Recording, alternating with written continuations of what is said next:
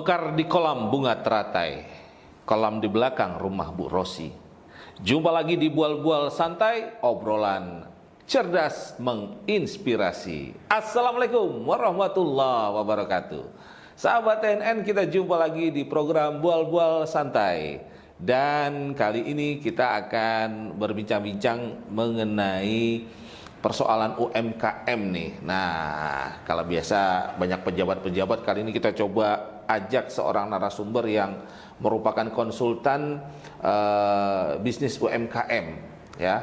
Nah, bersama saya sudah ada Bung Sudiarno Tamba. Bung Tamba ya. Nah, panggilannya kita sapa saja dengan Bung Tamba nih. Bung Tamba konsultan UMKM ya. Iya. Ya, selama ini apa yang barangkali bisa dijelaskan kegiatan terkait dengan fungsi atau tugas dari konsultan UMKM inilah? Kalau konsultan pendamping UMKM itu ataupun konsultan UMKM ya biasa disebut itu, ya tugas dan peran kami itu membantu teman-teman UMKM untuk menjalankan usahanya. Karena begini Bang, UMKM kita ini kan kebanyakan otodidak. Iya. Otodidak. Jadi mereka itu basicnya kebanyakan tidak Ekonomi bisnis ya. tidak bisnis. Ya. Nah, mungkin ya latar belakang mereka untuk menjalankan bisnis itu ada beberapa hal, yang ada yang karena tuntutan ekonomi, ada yang karena bakat, atau mungkin ada yang tidak punya pekerjaan atau kena PHK sehingga membuka lapangan usaha, atau ada juga yang tujuannya adalah untuk membantu perekonomian keluarga. Ya. Suaminya kerja tapi penghasilannya pas-pasan. Ya, nah, jadi istrinya terjun ke dunia UMKM. Gitu. Jadi peran kita sebagai konsultan pendamping itu atau konsultan UMKM itu Bang, kita membantu mereka untuk mengelola usahanya. Mulai dari persiapan legalitasnya, ya. Mana kan mereka ini kan nggak paham. Saya ini punya usaha A, atau katakan umpamanya dia usaha makanan. Usaha makanan itu apa aja sih? Legalitas yang harus saya lengkapi, gitu. Izin yang harus dilengkapi. Mereka kan masih buta. Kadang dia bertanya sama temannya, usahanya berbeda. Ditanya, saya mau ngurus PIRT, katakan begitu, gitu. Padahal kan tidak semua produk itu yang harus memiliki izin PIRT. Begitu juga dengan hal-hal yang lainnya seperti izin BPOM dan yang lainnya. Nah, tugas kita sebagai konsultan pendamping adalah membantu mereka untuk menyelesaikan masalah-masalah di usahanya. Nah, sekarang ini kan banyak sekali program-program pemerintah yang sangat membantu UMKM, yang mana anggaran itu cukup banyak sekali yang bisa dimanfaatkan oleh teman-teman UMKM, mulai dari pelengkapan legalitasnya, untuk meningkatkan promosinya sudah banyak. Nah, tugas kita adalah sebagai garda terdepan untuk mengarahkan si UMKM ini, bagaimana mereka ini bisa mendapatkan program-program tersebut dan usahanya bisa berjalan gitu. Sampai nanti mereka bisa mandiri. Oke. Berarti di awal seringkali pelaku UMKM itu sebenarnya terjun itu ibarat masuk ke hutan rimba, dia belum mengenal medannya, belum mengenal kondisi bisnis yang dia jalani, sehingga mereka cenderung ya pokoknya bisnis mulai aja gitu. Tapi sebenarnya ada juga kan yang bilang kalau bisnis itu jangan banyak mikir, langsung aja gitu. Ada juga. Ada juga begitu ya. Nah, tapi sebenarnya yang terbaik seperti apa? Sebenarnya yang terbaik itu ya memang kalau kita berbisnis itu ya di konsep. Ada konsepnya. Ya, direncanakan ya. Kalau bayangin umpamanya kalau kita umpamanya mau menembak ya, target kita di balik awan, kita kan belum tahu ini targetnya sebesar apa. Apakah dia sebesar gajah atau sebesar semut? Ya, dengan begitu kan kalau targetnya kita tahu sebesar apa, kita akan tahu pelurunya, amunisi yang amunisinya, ya. Effort kita sebesar apa gitu. Karena bisnis itu pastinya kan muaranya pastinya ke konsumen. Mm-mm. Gitu. Nah, mereka si pelaku usaha ini dia nggak tahu nih si konsumennya butuhnya apa sih gitu. Iya, iya, iya, iya. Sekarang itu trennya seperti apa gitu. Nah, makanya sebenarnya dalam berusaha itu harus ada yang namanya perencanaan usaha. Gitu. Business plan gitu ya. Bisnis plan. Ya, bisnis plan ya. Ya. Kalau apanya kalau bahasa kerennya. Bahasa kerennya Iya, business plan. perencanaan usaha.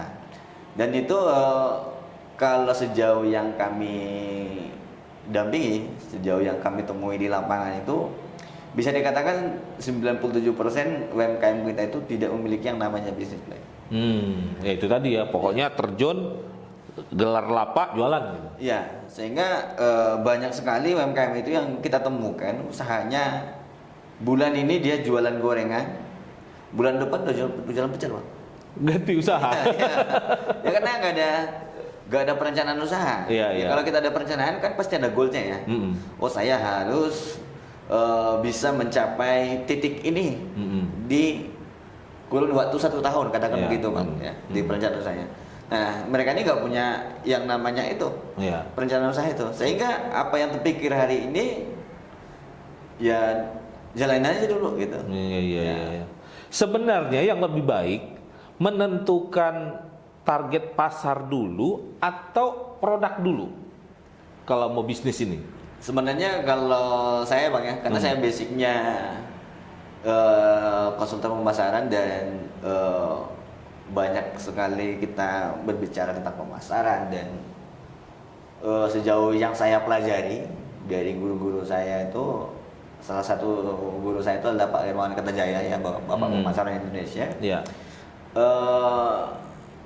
Yang namanya bisnis itu ya kita harus bercermin dari pasarnya dulu. Kebutuhan Iya. publiknya ya, Iya. masyarakatnya ya. Apa sih yang dibutuhkan? Iya. Karena begini, Bang, sebagus apapun produk yang kita buat menurut Iya. kita, kalau pasarnya bilang tidak, Iya. ya kita sebagai berbisnis pasti gagal. Mm. Ya, gitu.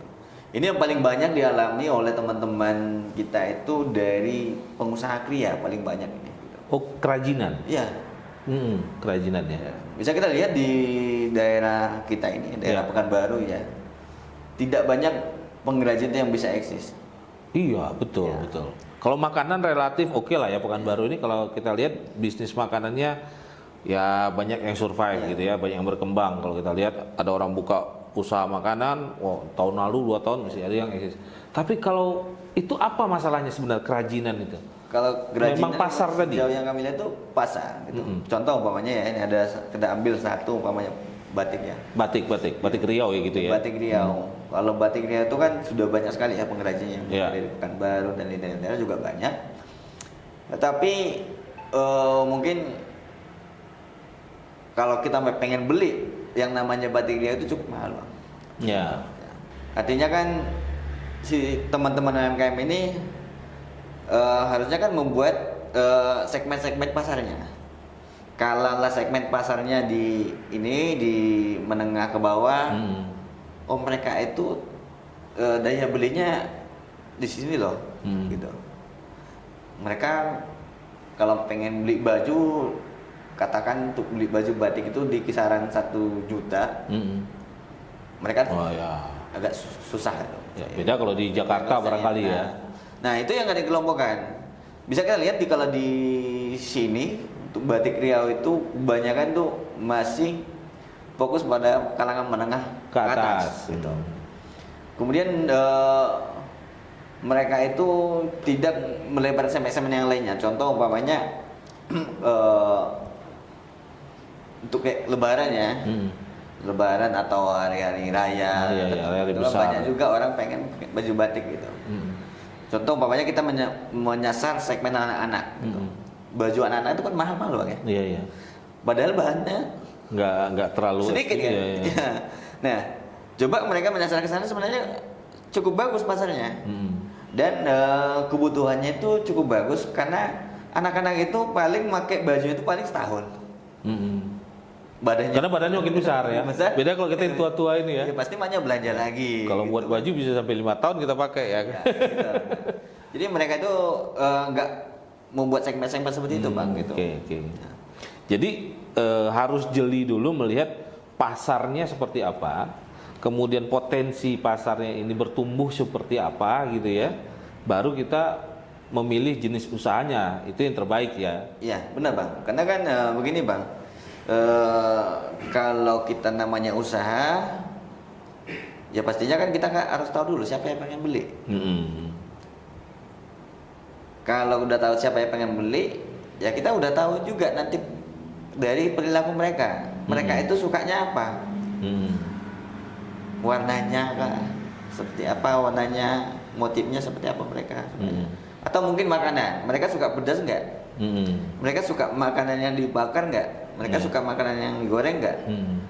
Ada yang suka fast food nggak? Jadi ini harus kita pelajari. Nah, ya kalau umpamanya contoh begini Bang, kalau kita jualan ayam pedas, tapi yang levelnya yang biasa dijual di daerah Jogja, kita jual di Pekanbaru, nggak nendang gitu ya? Nendang.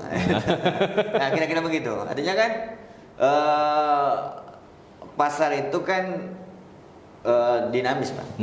Dinamis, mereka bergerak, kebutuhan mereka itu ya selalu bergerak gitu kan. Nah, contoh umpamanya kebiasaan-kebiasaannya seperti apa itu berbeda. Kalau dulu kita pengen belanja kita harus ke toko. Sekarang sudah banyak orang lebih suka diantar sampai ke rumah, nggak mau capek-capek lagi. Ada yang pakai handphone aja gitu ya, ada yang pakai, bahkan ada sampai fasilitas COD itu kan sudah banyak sekali ya. Dari kurir-kurir sekarang itu perilaku konsumen itu udah bergerak gitu. Nah, si UMKM kita ini kalau yang di daerah ini kebanyakan mereka nggak jeli melihat ini. Ya. Contoh umpamanya kita tanya untuk pembayaran saja, pembayarannya melalui apa aja bisanya? Saya hanya bisa cash gitu. Padahal kan sekarang udah banyak sekali motif pembayaran, ada pakai QRIS ya, e-money gitu ya. Ada e-money, ada dompet digital, ya, yang bisa digunakan. Apalagi untuk kalangan-kalangan yang anak muda ya, ya Gen Z, itu mereka itu lebih suka menggunakan handphone ini, ya, menggunakan gadget, gitu, ya, terkait dengan pembayaran juga ya. Bahkan mereka kalau yang namanya bawa ATM itu jarang, ya beda mungkin dengan kita ya. Kita masih ATM. Mereka tuh enggak, udah pakai namanya dompet digital. Nah, bisa kita bayangkan kalau umpamanya UMKM itu mereka nggak aware dengan ini. Nah, ya gimana? Otomatis yang tadinya pengen belanja ke produknya UMKM ini, dia beralih. Aku di sana aja lah, sana bisa pakai QRIS, sana bisa pakai dompet digital bayarnya, begitu. Kemudian juga servis-servisnya, gitu ya. Kita melihat itu UMKM itu tidak banyak lah yang menggunakan servis-servis kayak bekerja sama dengan kurir untuk pengantarannya begitu. Kemudian gimana ya? Mereka tuh nggak punya target yang jelas ya, nggak punya target yang jelas. Gitu. Jadi planning nggak ada, jalan gitu saja, terus target yang akan dicapai dalam kurun waktu tertentu juga biasanya nggak buat. Nah, sehingga nggak ada evaluasi juga, Pak. Nggak ada evaluasi. Ya kalau kita kan umpamanya ada target kan pasti dievaluasi, kenapa nggak tercapai, begitu ya. Kemudian juga mereka nggak bisa menganalisa kebutuhan SDM-nya seperti apa, kebutuhan modalnya seperti apa, gitu kok. Kemudian juga pemetaan pasarnya mereka nggak bisa. Gitu.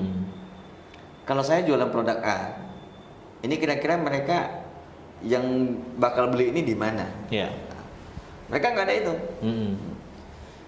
Jadi kebanyakan contoh untuk pengusaha makanan itu masih fokus di oleh-oleh gitu. Berapa sih yang pengen beli oleh-oleh? Ya, apalagi kita bukan daerah wisata yang ramai terus setiap tahun ya, sepanjang tahun gitu. Ya, ujung-ujungnya pas kita cek ini usahanya berapa sih omsetnya, Pak, Bu? Ada yang omsetnya 4 juta sebulan. Nah, Hmm. ya ini kan gimana mau eksis ya?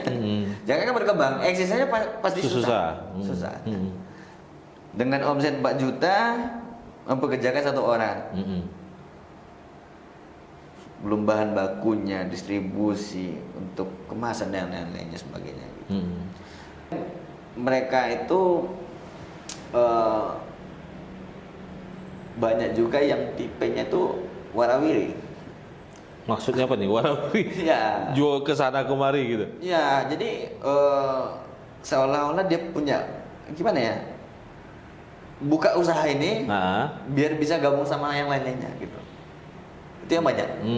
Tipe yang seperti itu paling banyak yang kita temui. Tapi yang serius pasti banyak sekali. Oke.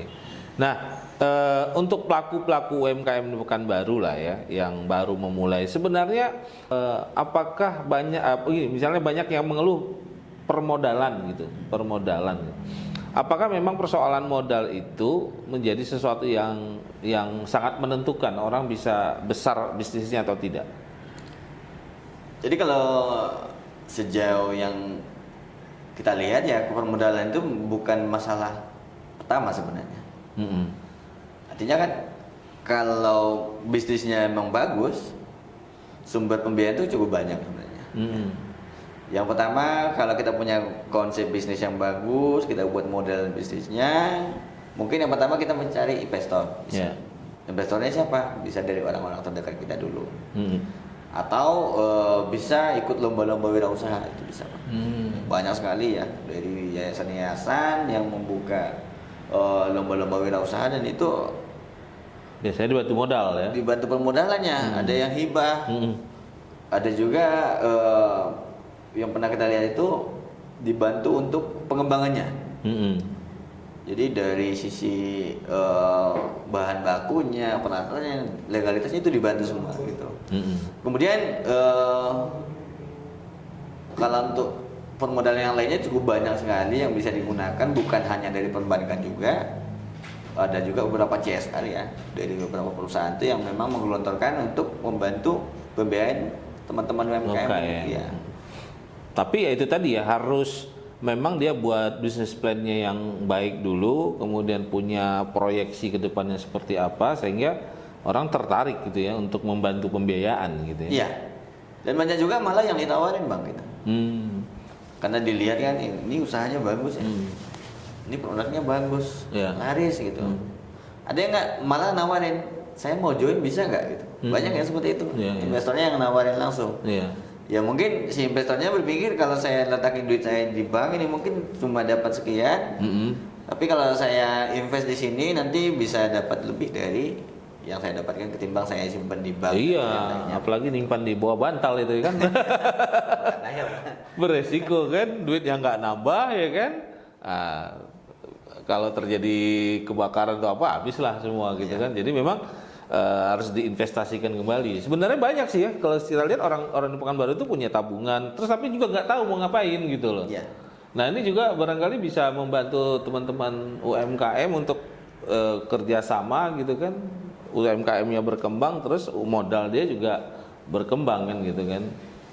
Nah di Pekanbaru apa sih yang bisa dimanfaatkan, atau ada lembaga apa yang bisa dijadikan partner atau dijadikan mentor oleh pelaku UMKM itu, setahu Bung Tamba? Untuk di Pekanbaru sendiri cukup banyak sekali ya komunitas-komunitas UMKM ini, mulai dari lembaga pemerintah dan juga yang swasta ya. Kalau untuk pemerintah sendiri ada seperti PLUT kita punya ya, Pekanbaru. PLUT itu apa tuh kepanjangan? Pusat Layanan Usaha Terpadu gitu. Jadi pusat layanan usaha terpadu itu semacam rumah sakitnya UMKM gitu. Klinik gitu. Klinik rumah sakit. Kalau di rumah sakit itu ada dokter. Kalau di PLUT itu ada konsultannya gitu. Dan banyak sekali Bang, bukan hanya di sana, ada juga lembaga-lembaga itu yang memang fokusnya untuk pengembangan UMKM. Ada seperti inkubator ya, inkubator kita ada di Universitas Riau, ada di inkubator swasta juga, yang mana ketika si UMKM datang ke sana untuk berkonsultasi bisa gitu. Jadi sudah ada memang orang-orang yang spesialis untuk mendampingi teman-teman UMKM ini gitu. Bagaimana mereka mendapatkan infonya, apa sih update-nya sekarang gitu. Umpamanya contoh terkait dengan perizinan, ya. Dan itu berubah-ubah. Ya, perizinan itu ya. Jadi di sana ada orang yang langsung melayani. Dan ada pendampingan juga, Bang. Ya. Untuk dinas sendiri sudah ada orang-orangnya langsung. Bahkan kalau untuk Kota Pekanbaru, setahu saya itu sudah ada sampai ke kecamatan, Bang. Di kecamatan. Tugasnya ya. Iya. Oke. Itu mereka mendampingi UMKM ini nanti untuk perizinannya. Ya. Kalau mungkin mereka tidak bisa tangani sendiri, biasanya mereka fasilitasi. Contoh umpamanya untuk kemasan ya, kemasan juga kita punya di Pekanbaru. Untuk rumah kemasannya nanti fasilitasi ke sana gitu ya. Jadi teman-teman UMKM ini bisa dengan mudah lah kalau untuk sekarang ini untuk mendapatkan kemasan yang baik, sudah ada rumah kemasannya, untuk legalitasnya sudah ada pendampingnya. Bahkan untuk program kayak halal ya Bang ya, untuk produk makanan itu mulai dari tahun 2023 sampai sekarang ini masih berjalan itu. Jadi kalau untuk produk yang memang tidak membutuhkan proses yang cukup lama untuk sertifikasi halalnya, itu ada namanya program Setdeclare. Jadi contoh untuk produk bolu, kue, ya, ini prosesnya dipermudah Bang untuk memperoleh label halalnya, gitu. Dan sudah ada pendampingnya, bukan hanya di lembaga pemerintah saja. Banyak juga dari universitas ya. Ada orang-orang yang memang khusus untuk dilatih gitu untuk mendampingi teman-teman UMKM ini untuk memperoleh sertifikasi halal. Kalau tahun kemarin itu masih ditanggung oleh pemerintah. Oh iya, ada programnya itu ya. Saya dengar juga di Plut dulu ada programnya itu. Kalau sekarang kabarnya itu berbayar. Oh sudah habis programnya. Tapi menurut saya cukup terbantu Bang, cukup terbantu. Tidak terlalu memberatkan untuk teman-teman UMKM, dan juga prosesnya enggak serumit umpamanya kita mengurus sertifikasi halal untuk ayam KFC umpamanya. Ya. Itu kan ada hewan yang disembelih, nanti itu kan ditelusuri lagi ini ayamnya dibeli dari mana. Si penjual ayamnya punya sertifikasi halal nggak sampai ke sana Bang? Nanti apanya? Beda hal kalau umpamanya produknya umpamanya bolu ya. Kalau bolu kan sudah jelas, nanti beli tepung itu pasti udah ada sertifikasi. Artinya hasil dari industri kan, pabriknya sendiri ketika memproduksi itu sudah wajib mengurus label halal gitu kan. Artinya tinggal si pembuatnya saja memilih mana produk-produk yang ada label halalnya kan, tinggal nggak rumit lah ya kalau yang itu ya. Oke. Nah, berarti dari sini kita bisa lihat bahwa sebenarnya menjadi pebisnis atau pelaku UMKM itu nggak sulit sebenarnya ya. Sebenarnya kalau artinya dengan banyaknya lembaga yang mau membantu, mendampingi gitu kan. Kalau sulit ya pasti sulit Bang. Oke, sulit juga. Pasti sulit kan. Ya kalau dibilang nggak sulit mungkin sekarang ya jumlah pengusaha di Indonesia mungkin udah naik gitu ya. Kan? Rasio kewirausahaan kita itu masih kecil. Ya, dibandingkan negara tetangga masih kecil ya. Saya sih kan kalau ngelihatnya kan secara kasat mata saja. Bahwa sekarang kan di mana-mana begitu ada kawasan dibuka untuk usaha, rame gitu kan. Misalnya Cut Nyak Din lah, dulu kan kawasan itu kan bukan untuk jualan gitu. Tiba-tiba dibuatlah kesempatan untuk jualan, penuh gitu kan. Nah, terus di tempat lain juga misalnya begitu. Artinya bahwa sebenarnya animo masyarakat itu kan tinggi, ya kan. Cuma kan tadi persoalannya kita lihat banyak pelaku UMKM yang tidak bertahan lama, ya kan. Tidak berkembang gitu kan. Nah, kalau dari cerita Bung Tama tadi kelihatannya banyak yang juga tidak mengakses ke tadi lembaga-lembaga yang memberikan panduan atau bergabung dengan komunitas-komunitas bisnis yang bisa saling share pengetahuan kan gitu kan. Jadi artinya akhirnya itu membuat menjadi pelaku usaha itu ya sulit gitu, sulit Ya. berkembang sebenarnya. Karena mereka kadang ketinggalan informasi. Mm-mm. Ada juga yang kita temui itu usahanya sudah berjalan 30 tahun. Mm-mm. Tapi akses ke lembaga pemerintah itu dia malah nggak punya, bisa dikatakan sedikit gitu. Mm-mm. Ibu belum punya PYLD, belum. Padahal 30 tahun. Kita 30 tahun. Nah, gitu. Duh Pak, saya nggak tahu Heeh. kemana gitu. Iya, iya. Nah, padahal kan sekarang sudah dimudahkan semua. Iya. Untuk perizinan UMKM itu sudah dimudahkan semua, mulai dari NIP ya. Iya. NIB-nya bisa tinggal dikatakan ya, online kan? Iya, KTP-nya UMKM ya. Nah, gitu kan. Itu cukup dimudahkan sekarang. SPP IED itu cukup dimudahkan. Ya, sudah digital semua, halal juga begitu ya. Bahkan untuk beberapa lembaga pendampingan itu sudah menyiapkan layanan konsultasi online. Mm-mm. Dan sudah banyak lagi sekali bisa kita temukan itu beberapa platform itu memang membuat pelatihan-pelatihan digital yang vokasional ya. Dia ada tajuknya, nanti itu berkelanjutan, berkesinambungan. Sudah banyak sekali.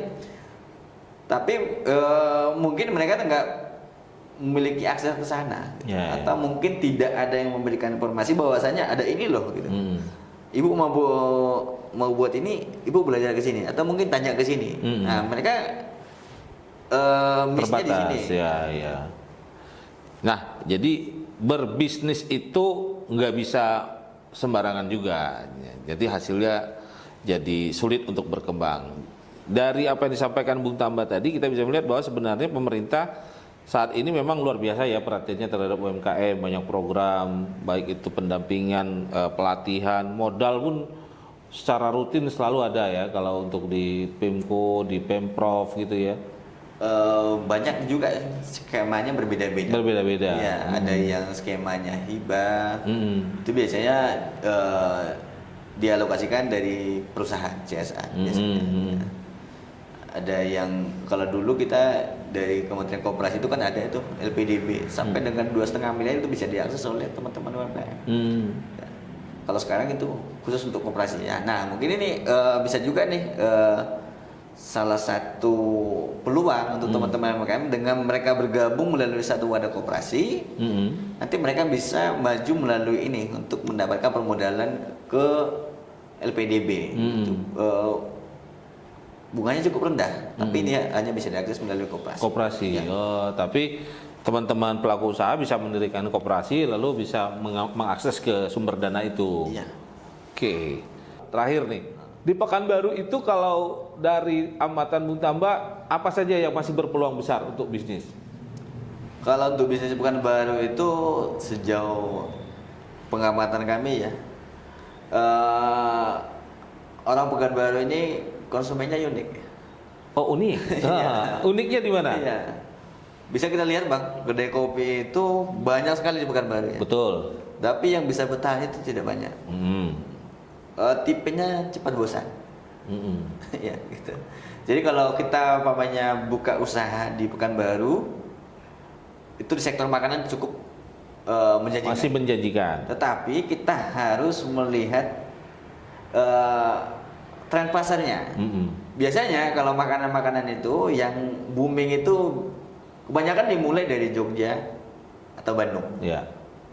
Yang dua ini. Nah, jadi kita harus teropong dulu ya. Ya teropong dulu sana. Jogja lagi sedang mereka tren. Sedang tren apa? Bawa ke Bandung, sini. Ya. bawa ke sini. Bisa kita lihat tuh jajanan-jajanan yang di tepi jalan itu kebanyakan kan dibawa dari sana. Mungkin sudah setengah tahun booming di sana. Ya. Kemudian ada di sini. Ya. Dulu kan ada kayak pokat kocok itu hilang kan, Iya. cinta hilang gitu kan, esoyen hilang. Nah itu tren pasar itu ya mau begitu Bang kalau untuk Pekanbaru. Makanya kita harus melihat dinamika pasar itu seperti apa gitu. Jadi nggak stuck di satu produk saja, lihat trennya ya, terus ya berinovasi. Walaupun mungkin basic usahanya ada, tapi ada produk-produk yang terus berinovasi sesuai dengan tren. Ya, itu kemudian untuk olahan mungkin juga banyak juga Bang. Olahan. Karena mengingat kan kita Riau ini merupakan salah satu provinsi dengan penghasil sawit terbesar ya. Mm-mm. Kita banyak pohon sawitnya, lidi itu cukup banyak ya. Nah ini cukup besar juga peluangnya kalau kita mengolah lidi sawit ini ya. Turunan dari sawit itu cukup banyak sekali. Ya. Ada yang buat jadi home decor ya. Kebetulan saya juga pengrajin dulunya. Saya buat cangkang sawit menjadi lampu hias, Bang. Itu udah sampai ke Belanda kita kirim. Ya, banyak peminatnya. Kemudian lidi sawit itu kalau sekarang ini lidi sawit kita tuh masih dijual curah lagi istilahnya, atau ya jual mentahannya. Dan eksportirnya bukan orang kita, malah orang Sumatera Utara yang ekspor ke luar negeri gitu. Ini salah satu peluang juga, Bang. Iya. Nah, kita kan banyak nih lidi sawit, ya baik itu umpamanya mau kita jual ke luar negeri itu diekspor bisa, atau mau kita olah umpamanya mau jadikan sapu lidi ya, itu kan menjadi industri rumah tangga bisa digunakan, bahan bakunya cukup melimpah. Iya, soalnya kebun sawit di Riau ini kan jutaan hektar gitu ya. Dan belum semua digarap gitu ya. Kemudian kita juga punya kelapa, Bang. Ya, yang di Inhil ya. Ya, di Inhil. Kalau sekarang ini kan banyak sekali itu yang bisa digunakan. Contoh umpamanya jadikan arang briket itu kan. Oh iya, betul. Terus sekarang lagi cukup menaikkan nilai tambah produknya nanti, Bang. Ya. Kalau kita jual arang batok itu ya paling dijual 10.000 1 kilo ya. Tapi kalau diolah jadi arang briket ini kan nilai tambahnya naik tinggi nanti kita. Nah, peluang juga bahan baku melimpah. Bisa kita lihat kalau ketembilan itu kan ya dibuang-buang saja. Gitu ya. Oke. Menarik insight bisnis yang kita dapatkan dari Bung Tamba ini. Jadi di era sekarang seperti yang tadi kita sudah sampaikan bahwa peluang bisnis itu selalu terbuka. Banyak orang sulit mau usaha apa, tapi banyak orang yang justru juga melihat banyak peluang di luar sana yang bisa dimanfaatkan. Sekali lagi, salah satu modal penting menjadi pelaku UMKM adalah mampu berpikir out of the box gitu ya. Nggak berpikir biasa-biasa saja gitu kan. Ya jual lontong gitu kan. Tapi barangkali bisa diciptakan lontong apa gitu. Yang ya contoh lah, dulu lontong itu selalu pagi. Kita selalu bilang mau lontong itu sarapan pagi. Tapi begitu orang sekarang bisa ngetrenkan lontong malam itu yang ramai terus itu lontong malamnya. Ini ada satu cerita nih, Bang. Nah, yang jual sarapannya. Ya. Ini dampingan kita juga. Seorang mahasiswa, nggak punya gerobak, nggak punya warung, tapi bisa jual sarapan 300 porsi per hari. 300 porsi sehari? Iya. Itu gimana? Nah, ya dia merubah cara berjualannya, layanannya diubah gitu. Nanti untuk pemesanannya melalui handphone, nanti di close order 1 hari sebelumnya. Nah, biasanya target pasarnya adalah orang-orang kantoran. Ya mungkin dari rumah buru-buru nggak sempat sarapan, kadang nyampe di kantor malah nggak sempat keluar atau nggak ada waktu untuk keluar, malah jadi langganan untuk sarapan. Dan banyak orang kantor, bahkan satu kantor kadang pesan 20 untuk makanan rapat juga bisa digunakan gitu. Dia nggak punya dapur, nggak punya warung, nggak punya gerobak, pokoknya di rumah aja lah, masak di rumah kos aja. Masak di rumah. Jadi kerjanya itu hanya jam 2 subuh sampai dengan jam 6. Udah selesai. 300 porsi. Ya, kalau 300 porsi untung 5.000, wah lumayan itu. Per hari, Bang. Oke. Sekali lagi ini sesuatu yang tentunya menjadi peluang ya. Jadi jangan pernah berpikir hambatannya modal. Aku nggak punya kios, aku nggak punya display gitu ya. Nah, banyak orang yang berhasil jual hanya lewat perangkat gadget dan melakukannya di kamar kosnya saja. Baik, Bung Tamba, terima kasih nih informasinya, pengalamannya ya, sharing pengalamannya membina pelaku-pelaku UMKM di Pekanbaru, dan mudah-mudahan bisa terus aktif membantu pelaku UMKM di Pekanbaru dan Riau ini sehingga bisa terus berkembang. Sahabat TNN, demikian Bual-bual santai kita bersama Bung Tamba, seorang konsultan atau pendamping UMKM di Pekanbaru. Mudah-mudahan obrolan ini bisa menginspirasi Anda untuk terjun ke dunia UMKM juga. Baik, sampai jumpa lagi. Assalamualaikum warahmatullahi wabarakatuh.